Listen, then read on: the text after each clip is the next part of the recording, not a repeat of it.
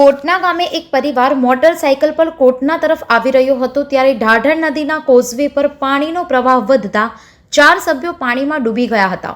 ઘટનાની જાણ થતાં એસડીઆરએફ અને ફાયર ફાઇટર્સ ઘટના સ્થળે પહોંચી બચાવ કામગીરી હાથ ધરી છે।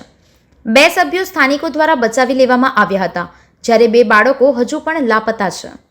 2 બોટ અને જેસીબી દ્વારા કોઝવે પરના ઝાડા ઝાખરાને દૂર કરી શોધખોળ વધુ અસરકારક બનાવવામાં આવી રહી છે। વડોદરા પોલીસે અને નાયબ મામલતદારે સ્થળ પર પહોંચી કટોકટી મેનેજમેન્ટ હાથ ધર્યું છે। મોડી રાત સુધી સ્થાનિકો પણ શોધખોળમાં સહભાગી રહ્યા હતા।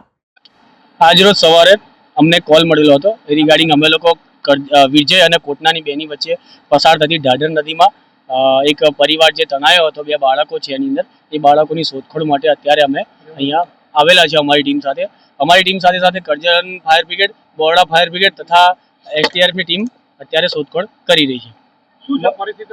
પરિસ્થિતિમાં એવું છે, પાણીનો થોડો પ્રવાહ થોડો છે અને મગરનો બી થોડો ઉપદ્રવ હોવાના કારણે થોડી ઘણી મુશ્કેલી પડી છે, જેથી કરીને એમની સાથે રહીને અમે કામગીરી કરી રહ્યા છીએ। અત્યારે અમારી ટોટલ અમે 6 જણની ટીમ છે। અત્યારે અમારી એક બરોડા ફાયર બ્રિગેડની ટીમ છે, એસડીઆરએફની ટીમ છે, સાથે મળીને અમે કામગીરી અને શોધખોળ કરી રહ્યા છીએ। પાદરાથી સંવાદદાતા સાથે અભિપ્રાય ન્યૂઝ વડોદરા। વધુ સમાચાર જોવા માટે અમારી યુટ્યુબ ચેનલને સબસ્ક્રાઇબ કરો અને જોડાયેલા રહો ફેસબુક, ઇન્સ્ટાગ્રામ અને ટ્વિટર પર।